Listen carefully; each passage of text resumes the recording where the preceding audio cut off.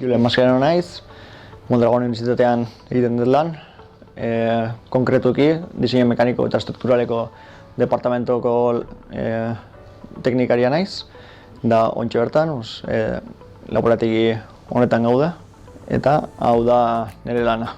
Batxierra bukatu ostean, bi goi mailako heziketa ziklok egin nituen, elektronika eta robotika industriala, eta bigarrena, hemen Mondragon Goi Eskola Politeknikoan, fabrikazio mekanikoko diseinua egin naban, bigarren mailan, bigarren kurtzuan, duala programan sartzeko albidea geneukan, da lortu nintzen hemen departamentu honetan lan modun sartzea, bekarien modun, eta hortik aurrera langile modun da bazkide modun geratu nintzen.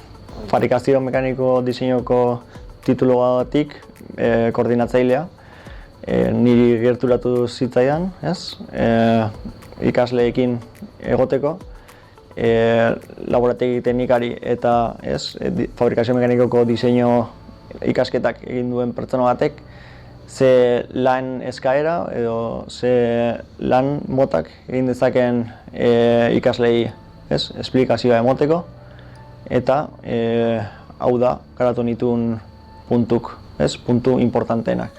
Batetik oso importantea eta titulazioan izena esaten duen moduan, diseinu puntua.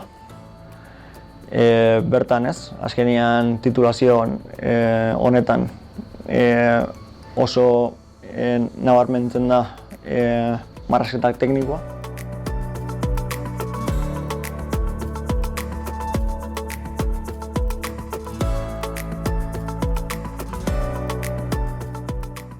Horrekin lotuta fabrikazioa eta muntaia.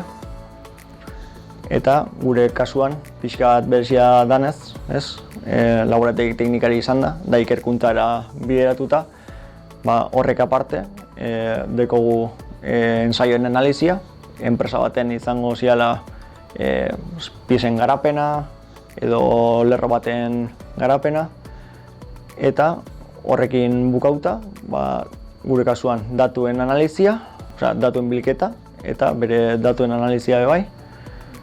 Eta honek ematen ditu titulazio honek ematen digu bizio oso orokor baten, da enpresa baterako oso interesgarriak dian kualifikazioak gure inguruneko enpresetan.